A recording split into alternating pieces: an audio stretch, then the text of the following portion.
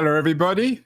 A couple of weeks ago, we did a show with the distinguished American historian Nicholas Buccola. He has an intriguing new book out, One Man's Freedom, which is a compare and contrast of Barry Goldwater and Martin Luther King and their struggle over what freedom really means. Barry Goldwater, of course, is a particularly intriguing figure, one of the father figures of the American New Right. And one of the things that Buccola told me, or advised me, is that I should speak to a friend and colleague of his, Laura K. Field, who has a new book coming out. It's out in a couple of weeks, called Furious Minds, The Making of the MAGA New Right. In a curious kind of way, perhaps it's the second volume of One Man's Freedom, and I'm thrilled that we have Laura K. Field on the show on Nicholas Buccola's advice. Laura, do you think in a way that your new book on Furious Minds, The Making of the MAGA New Right, is a kind of second volume of Buccola's book on Barry Goldwater? That's one way of thinking about it for sure. I mean, it might be sort of the third or fourth volume might be the way to think about it, because Nick's book is situated in the 50s and 60s, and so there's a big gap, and there are other books that we could recommend as sort of the next layers. But my book does sort of follow up on his in some direct ways, and some of the characters that he's writing about, especially Goldwater, figure pretty prominently in my book. What intrigued you about what you call the furious minds of the right? You noted that intellectually you're on the same wavelength as Buccola, which I'm guessing means that you define yourself as a progressive. What attracted you to doing an intellectual history of the New Right? Well, I am a liberal or progressive, and but my intellectual formation or my academic background is in political philosophy, and I studied with conservatives mainly when I was doing my work, and sort of got drawn in by their approach to teaching the great books. And so that was quite a long time ago now. I studied in Edmonton, Alberta, and for my undergraduate and graduate degrees, and then moved to Texas for my PhD. But so I studied with these conservatives, and then when Trump won the election in 2016, I couldn't help but notice that some people from similar circles to ones I was familiar with, sort of adjacent academic communities, were some of the first to defend Trump from an intellectual perspective. So I became quite interested in that at that time. That was, of course, 2016, and I've been writing about it since about 2019 for public audiences. The book's title is intriguing to me, Furious Minds. I think it's an accurate capturing of the minds of the New Right. When one thinks of the left, Laura, there's a history of idealizing fury and anger. One thinks, for example, of Frantz Fanon's The Wretched of the Earth, Fanon always being one of the great heroes of the 20th century left. Has the right, or has the left, have progressives lost their fury? Are they given it over to the right? Is there something important about the fury of the right? So the story I tell in the book is basically a short, 8-year history from 2016 to 2024. And I'm mapping the development of this intellectual movement that has kind of gained ground and built up, coalesced over the course of the first Trump administration and the Biden administration. And I do think that there's a kind of building up of fury that has gone on during that whole period. And the way I write about it, by the end, right, the story was I was writing it as this history was happening. And when J.D. Vance was nominated, I was finishing up the book, and I was quite shocked by that, quite surprised. But it did seem like this kind of culminating moment where the kind of anger or fury that we're seeing in our political life kind of came to this culminating point in the particular circles that I was looking at. So there was obviously a lot of anger in our politics previously, and one of the arguments I make in the book is that there are all kinds of precursors to the men I discuss in the book historically, as you mentioned, Goldwater being one of them. I think that what we're seeing now has a kind of particular flavor of anger, and there's a kind of masculinist dimension to it. So I'm a little bit playful in the book about what I call these chthonic forces, these sort of ancient forces. I'm trained as a political theorist and love the ancient world, and a lot of the men I write about are also sort of intellectually have that background where they're writing about the ancient Greeks and Romans, and so I sort of took up the Furious Minds. Part of it has to do with these ancient figures of the Greek Furies, who were traditionally women, really angry women who represented their sort of righteous fury at the injustices that were met upon, that were meted out to them as women. And I played with that a little bit in my conclusion, to capture what I saw happening on the right over the course, especially of the summer of 2024. Laura, I'm talking to you from San Francisco, Northern California. The sun is shining. It's a lovely city. It seems to me a lovely world. America seems to work reasonably well. Certainly no worse than it's ever done historically. What are these people so angry about? Where's the fury?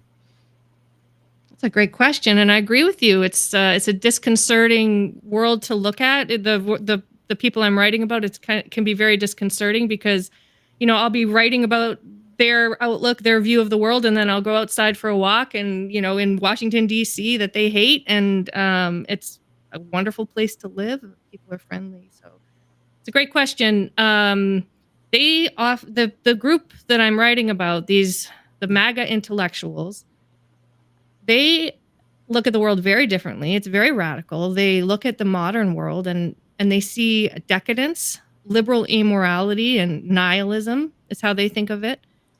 And they think that in various ways, our political life has degraded to the point of almost no return.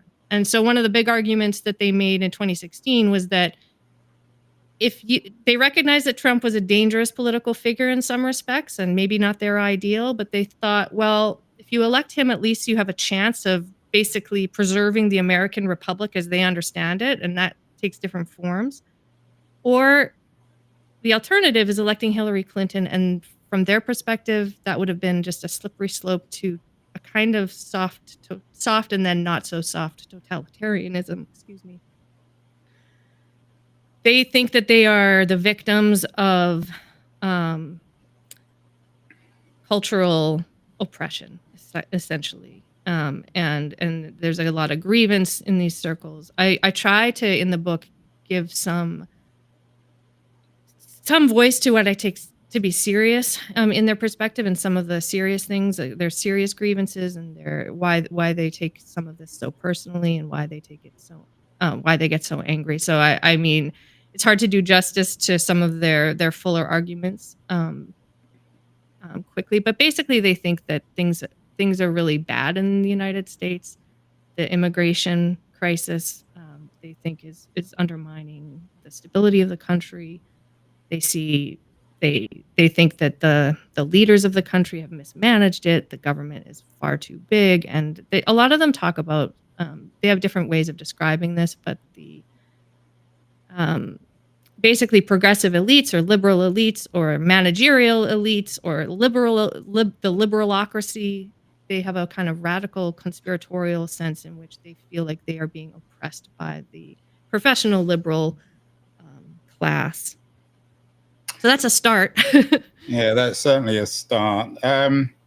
Sometimes one wonders with some of these people. I know you cover Peter Thiel and J.D. Vance in your work. There was a recent controversy over Thiel, always controversies over Thiel. He made a speech in San Francisco about the Antichrist and Mars and immorality. Is an odd character, as is Vance, and particularly Thiel. I wonder if these people have just been reading too much Lord of the Rings, and whether they're just basically children and who've never, I mean, they may be smart in business terms, but I mean, particularly someone like Thiel, can we intellectually take anything that any of these people say seriously? They're clearly important politically. I mean, even someone like Patrick Deneen, who I know you cover in the book, I've invited him a couple of times on the show. He's never agreed to come on. I wonder whether these people are intellectually serious or whether they're just people who have spent too much time, as I said, reading Lord of the Rings or going on angry internet chat shows. Yeah, I mean, that's a fair question. And I think that, I guess one of the things I was trying to get across in the book is that I think it's a mistake to underestimate them and their intellects and even their, their intellectual seriousness. But I will say that that this is a pretty diverse group of people at this point. It's pretty big. And I sort of feature one or two of the main characters in each chapter. So there's probably a dozen or so that I think are worth taking seriously. And Patrick Deneen is certainly one of those people. So I take your point on Deneen. What is he saying? I mean, anyone can read Aristotle, and get all nostalgic and teary-eyed, but people have been doing that for centuries. What is it that Deneen is saying that is in any way original or thoughtful? Deneen in particular? Well, you said that he's the top guy. I mean, no, I didn't. I don't think he's the top. Just to be clear, I don't think he's the top, but I think he's worth taking seriously. Intellectual, and I know you're not particularly a supporter of these people, but no, it's fine. These are good questions. I mean, I think Deneen is worth taking seriously. I guess just as a general matter, I think that we tend to. What's our standard for intellectuals, right? I mean, there's a danger here that we say, well, these guys aren't. They might be smart, but they're not real intellectuals. But they kind of. Some of these people really are. They have a very deep well of knowledge, right? And in ways that are fragmented and sort of insular and strange to many of us. And I don't agree with their sort of big takeaways. But I just think one of the main points in my book is to kind of try to guard against that instinct, which I share, to be too dismissive, because I think it's politically dangerous, right? Because there are all kinds of extraordinarily intelligent. I'm not we can get into the specifics. In that direction. I'm not suggesting that if they're not original, we shouldn't take them seriously. I'm just curious because a lot has been said and written on Deneen, and as I said, I've invited him a couple of times onto the show. He's probably too busy.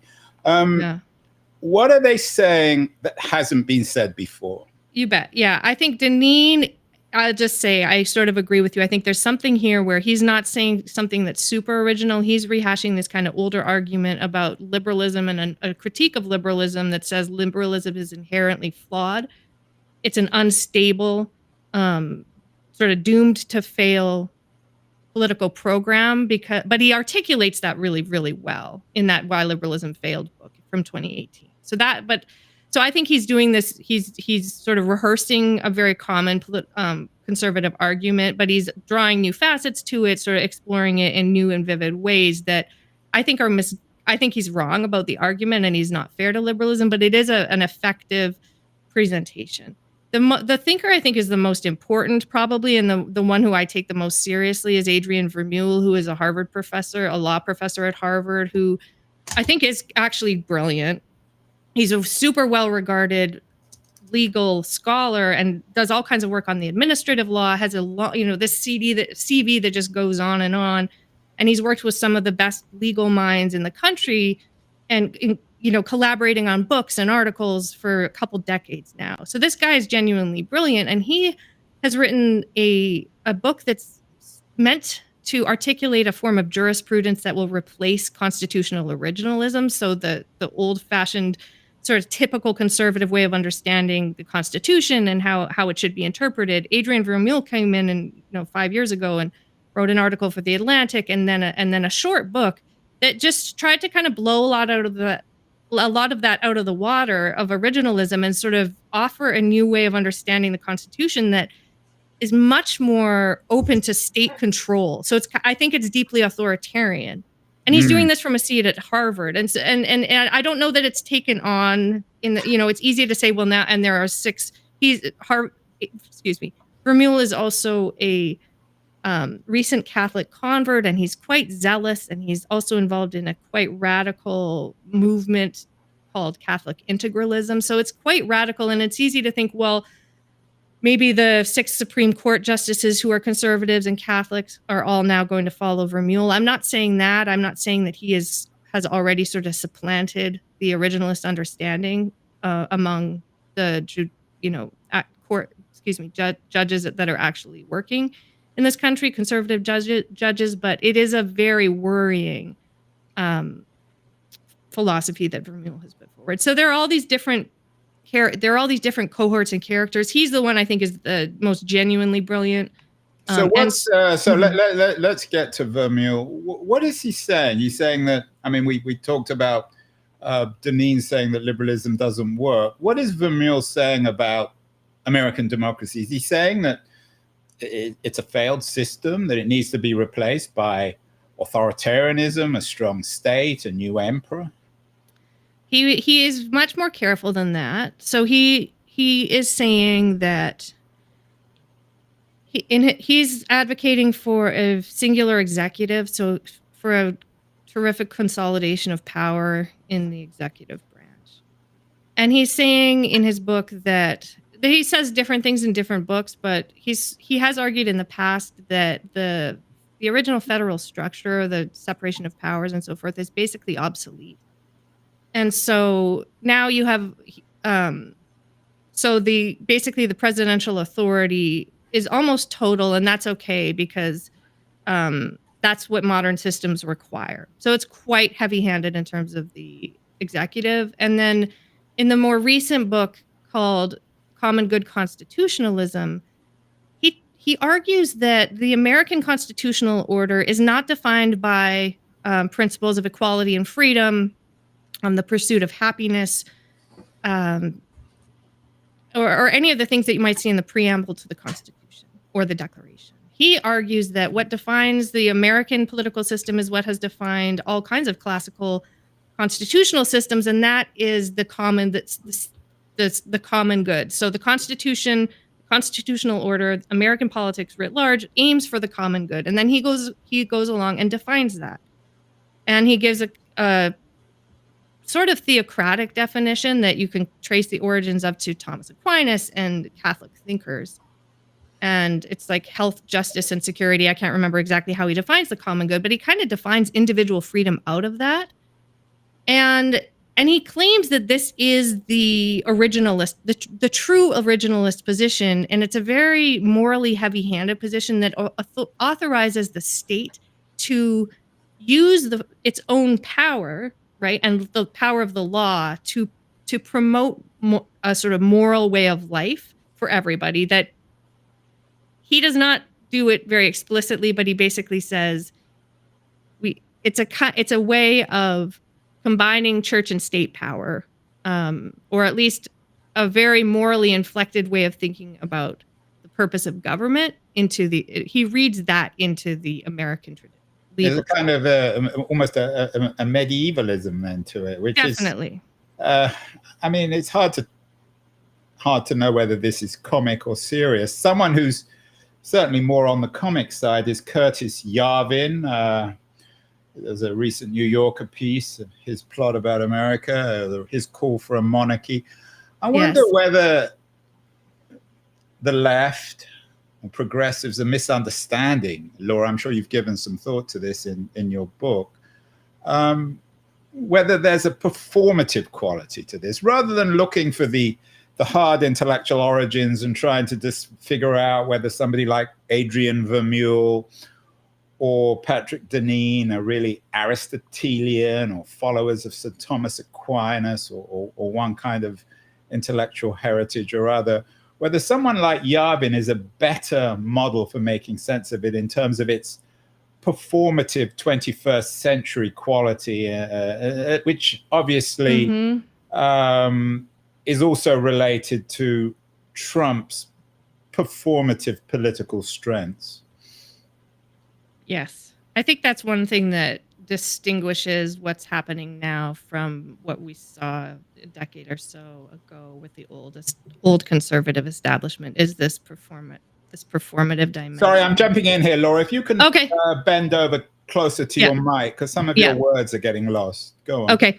Yeah, I think one of the things we are certainly seeing with this new movement that distinguishes it from the old establishment conservatism is this extraordinary performativity, and that is something that you certainly saw in politics, right? There were all kinds of the shock jock radio hosts and everything, but now I'm writing about largely people with PhDs from pretty prestigious institutions, and they are really getting in on that game. And then they also have sort of these new legions of young men, especially who are influencers, who are imitating, who are drawing their ideas and bringing them even to a broader public.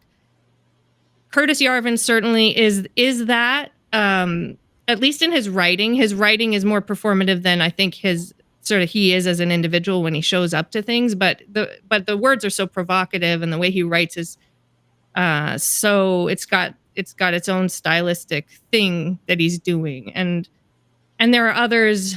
I have a few chapters in the book where I go through some of these people, some of whom appear on like Tucker Carlson's documentary series that I feature in one of my chapters. Or there's this other figure who's extremely bizarre named Bronze Age Pervert, who is most of his life is a kind of performance on Twitter, with the bodybuilding and all of this.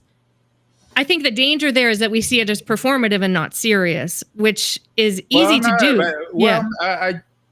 Jumping in here, I apologize if I'm interrupting. No, okay.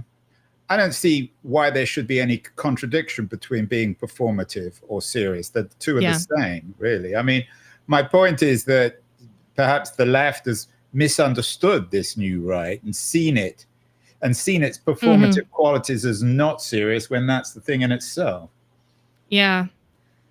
I mean, that's probably how I think about it, that there's been a bit of a misunderstanding in that they've been seeing it as merely performative, when really what the new right has done is captured the attention of sort of big swaths of the culture, seen a kind of yearning for a certain kind of performance. And the performance isn't contentless, right? They have things that they're trying to say and get across. Even the most sort of outrageous figures like Curtis Yarvin or Bronze Age Pervert, they are after something. And they've seen how powerful that mode can be, the performative mode. And then, of course, in some of these quarters, it's just drenched in irony. And so it's very difficult to see what's serious and what isn't. But I think the danger the left sometimes makes is to say, well, all that irony is a kind of mask, and there's no real serious there. But some of what is buried underneath all of that is like really disgusting and seriously meant. There's really violent layers to it. There's misogyny and racism, and of course they would make fun of me for drawing attention to that. But I think it's important that we continue to do that. Yeah, you note that there's a great deal of irony, but when one thinks of these characters, whether it's Vance or Thiel or Rufo, they may be ironic in their own odd way, but they're lacking humor. Do you think one of the qualities of the furious minds of the new right is that they're not very funny? Yeah, some of them are a bit funny. Are they? I mean, funny, do they mean to be funny, or they're unintentionally funny? Yeah, and are funny. I mean, I find a lot of it absurd and ridiculous and like J.D. Vance, I don't think it's funny. Bronze Age Pervert, I do. I mean, I could go through it. I think a lot of them, you're quite right. I think I hadn't thought about this in those terms. I think a lot of it's very humorless, but it could just be that you and I don't share their humor, because of course, if you're going to these conferences or sitting in the audience when they're speaking, they're making jokes. They think they're funny. It's a kind of gross identitarian humor where they're making fun of trans people or pronouns or something, or Barack Obama, and so they're chuckling. It's not sophisticated. It's not something I find funny. I find it kind of embarrassing for them. But so that's. I think in general, though, you're onto something there about the humorlessness of it and the kind of self-seriousness of a lot of these writers and people. There are a few of them who I would say are kind of funny. Well, I'm going to have to check out your friend, the Bronze Age Pervert. I know he's not. Oh, really, I mean, it's gross stuff. I have to give him some credit for some of the. There's a passage about Mitt Romney where he compares Mitt Romney to this ancient figure Alcibiades, and it might just be, my weird sense of humor that did find it. Yeah, so everything you've said so far has been about men, whether it's Deneen or well, we haven't talked about Rufo, he's an important figure in it. Yeah. Vance, Teal, Vermeulen, Curtis Yarvin, you've implied, and indeed you've written about some of the gendered qualities of this and the distasteful quality. Is this, if we're to make sense of it, Laura, in historical terms, is it a male response to a more feminized or feminist America? What's the gender? I mean, I assume that there are some female furious minds, although they tend to be more male.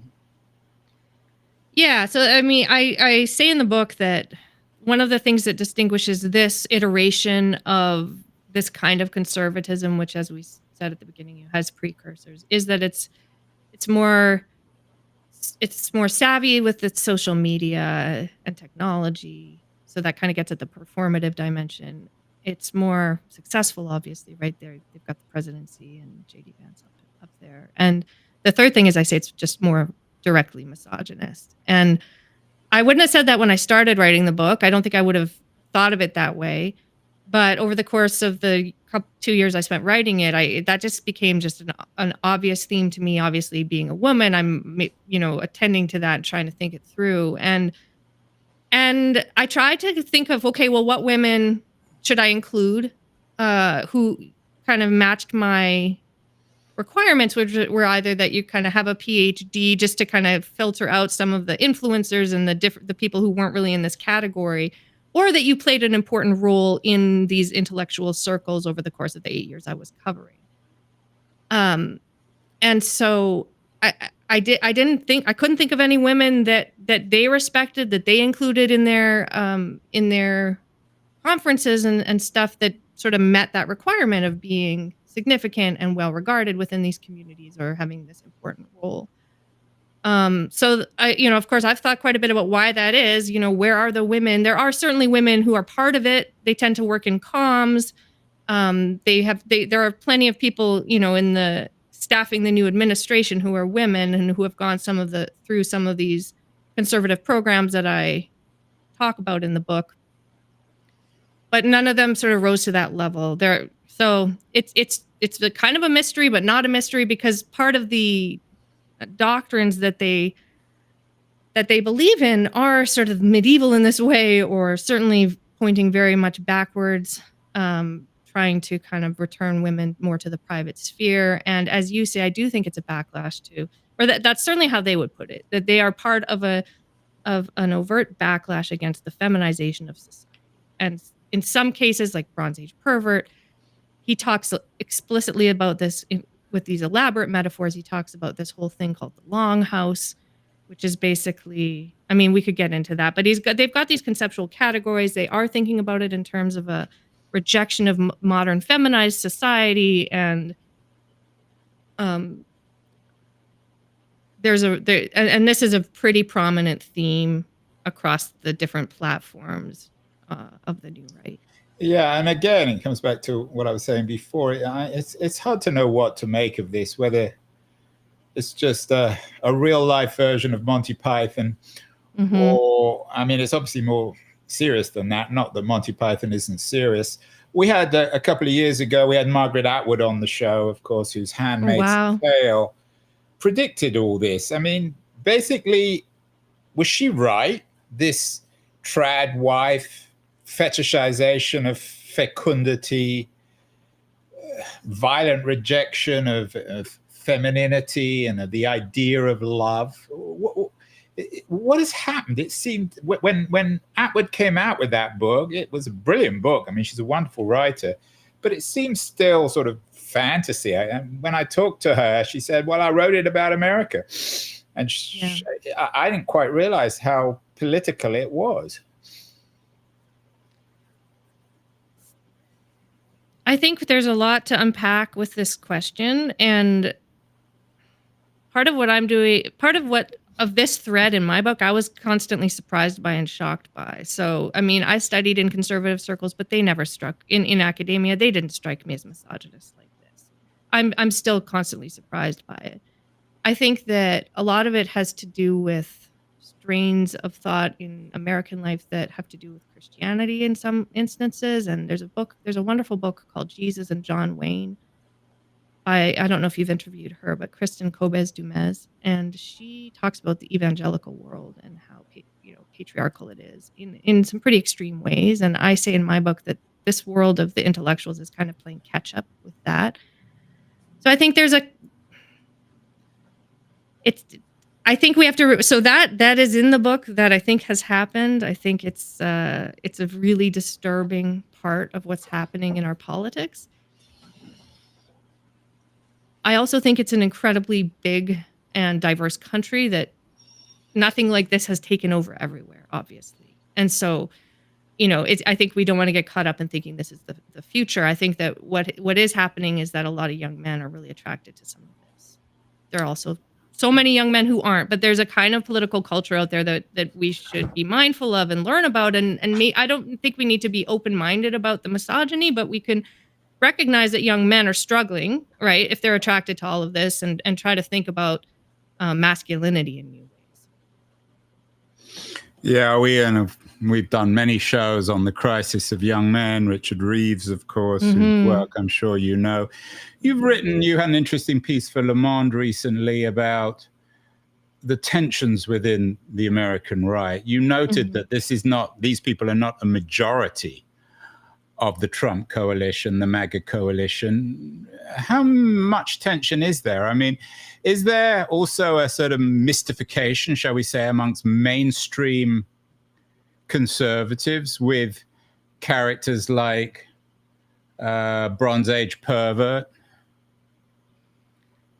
Yeah, I think there's a definite mystification, just as you said, with Bronze Age pervert, with Curtis Yarvin, especially with the tech bros. I think there's a kind of mystery mongering or something going on that is unwarranted. And part of what my book is not focused on the Silicon Valley world, but it is trying to demystify the intellectual side of this, because it's, as we've noted, it's couched in irony. There's this Catholic dimension to some parts of it. There's a nationalist, nativist strain. There are all these different strains, but mostly it's a lot of kind of edginess, performativity, and a lot of it's extremely radical, as I've continued to note. Just insofar as it's not really upholding what traditional conservatism, say a decade ago, would have upheld as the basic way of understanding. Barry Goldwater must be turning in his grave. Yeah, I think so. I think it's in some ways a continuity with him, but I think he'd be shocked by a lot of this stuff. So I try to shine a light on that. I think that it's important to demystify it, because I think on the one hand there are cleavages within the movement I write about. There are fussy little differences between these people, but they're clearly also happy to cooperate in practice and to help shape the administration and the policy. So I think there's a danger in overstating the cleavages and schisms that are within. There was all that stuff at the beginning of the administration with the Doge versus MAGA, Bannon versus Musk.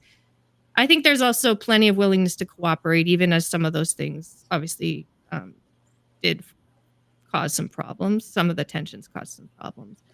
But I think the more important cleavage is between the people I'm writing about and just ordinary voters who maybe have not really understood some of the radical underpinnings, the extremism that is informing the administration, that didn't think Project 2025 was a real thing, didn't understand how different this administration would be from the first one. I think that I don't think that the average American voter has been radicalized or red-pilled the way that a lot of the people that I write about have been. So I think that's really important to keep in mind. It's a source of hope, I think, that even now, even when things are looking quite terrifying, there's still a kind of, I think, a sensibility to the American public that will be outraged by some of this.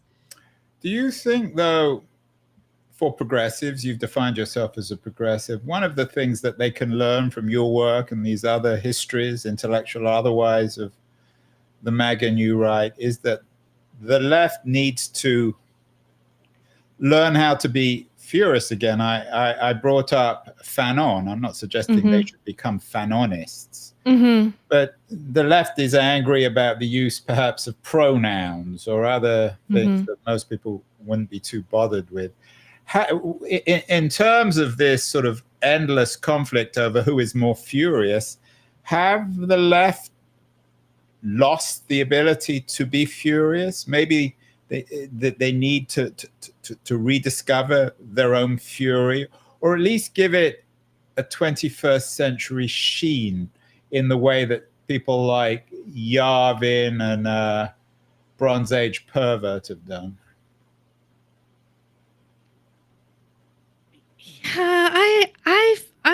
I'm not sure, because I sort of, at the conclusion of the book, I acknowledge that I'm feeling a lot of fury, right? That by the end of the last election cycle, I was feeling a lot of repulsion and anger at the Democratic Party, and just a lot of anger as I was writing about their anger. So there's a lot of anger. Where was your anger? My anger was at the Biden administration, at Biden for running again, mainly. I just thought that was shameful. So, and just the kind of stagnant geriatric situation that we have with the Democratic Party. I'm happy to say I'm a progressive, but I'm more just like a liberal. I'm not a moderate. I don't use that language, but I'm sort of centrist on many issues. But I just felt furious at the Biden administration for letting it come to that, and for being so unprepared, and I think for lying to the American public about his situation, his age. So I guess I really hesitate, though, because I don't think, I really don't like the idea of fighting fire with fire. I think anger is a really dangerous political emotion, and it's something that I think since antiquity and sort of the Western tradition, it's important to try to understand and try to address with kind of an open heart and not anger. And so, with some sort of sense of generosity and a hope for rebuilding and reimagining. So, but I also, part of me wants to throw up a bit in my mouth when I talk that way, because I think that it's really, it's a really dangerous moment. I don't know that anger is the right. I think we have to allow our anger to fuel something more positive, something more ambitious, a way of speaking about liberalism and about meaning that does, if not directly imitate people like Curtis Yarvin and Bronze Age Pervert, that at least can articulate the meaning of liberal democracy in a meaningful way that people will be attracted to. Because I think that our political system is very attractive, is very good, does allow there are plenty of things I would reform, but it could be very good. It has deep roots. It has tremendously noble ideals. And so we need to be able to speak about that in a way that resonates. And sure, I'm all for the mockery. I'm all for all kinds of performativity, but I think we have to be careful with anger. Is it possible, Laura, that these people are right, and particularly someone like Christopher Rufo in his analysis of the American University, that progressives, liberals have taken over the commanding heights? I mean, they use Leninist, Gramsciite language on this, the commanding heights of the economy. They control the media, they control law, they control the universities. Is there some truth to that, do you think? Yeah, there's some truth to it. I guess that's another source of my outrage, is just some of the ways in which liberals don't understand the sort of extent of their cultural influence, and sometimes their small-mindedness about even just tolerating disagreement. But so I certainly think I try to do some. Christopher Rufo is not someone I admire. I think he's someone who lies and admits that. However, I think I try to talk a lot about higher education, or it's definitely a sub-theme in my book, because I think that there are sort of problems that develop over generations in any, in any sort of political regime, in any bureaucracy, in any institution, and that has happened in higher ed. So it's kind of blinkered that higher ed Rufo is right that administrators and people in higher education are not very good at articulating what universities are for, what higher education is for. And so maybe because there isn't a reason. Well, yeah, maybe that there's no reason for the university. Well, then maybe it's way too expensive and it's not clear why people go. We've done lots of shows on that too. Yeah, exactly. There are big problems, right? There are big problems with our systems. And so the people I write about shine a light on that. Sometimes they articulate these problems in a fresh way that liberals would do well to think about. Sometimes it's not very thoughtful, and it's just a kind of jingoism or rah rah rah about the American founders that they want to push down everyone's throats. So that's what I'm not on board with. I try to walk a kind of fine line in the book because I am pretty familiar with academia. I try to articulate some of these problems and how I understand the problems, while also calling the right out for their sort of very narrow way of understanding history. Well, let's end, Laura, on a message. What would you tell people who are watching, who are young men in particular, who are rather intrigued with Curtis Yarvin or Bronze Age pervert? What's the message to these people? I would tell them that there's nothing wrong with being intrigued by these figures, but that they shouldn't take them as their sort of pole star for any kind of deep meaning or depth or any sort of real understanding of the great works of the American tradition. I mean, not the American tradition, the tradition of Western civilization, which people like Bronze Age pervert and Curtis Yarvin talk on and on about, and Jordan Peterson, and they're not truthful, good representatives of those traditions. And those traditions I love too, and they're wonderful, but there are a lot of better ways to get access to them. So I say go to a great university, get yourself a degree, even if it's from a liberal elite professor. You will learn much more, and you will gain a much deeper and richer appreciation of those traditions. That's where I would start, and study American history. You don't have to. You can just read all kinds of history books and learn so much. It's without being caught up in these culture war issues. Well, there you have it. Laura K. Fields, Furious Minds, the making of the MAGA New Right. We have to thank Nicholas Buccola for our introduction. Thanks, Nick. Great job, Laura. And thanks for the book. It's out in a few days. An important new book, a study of the making of the MAGA New Right. Thank you so much. Thank you so much for having me. A real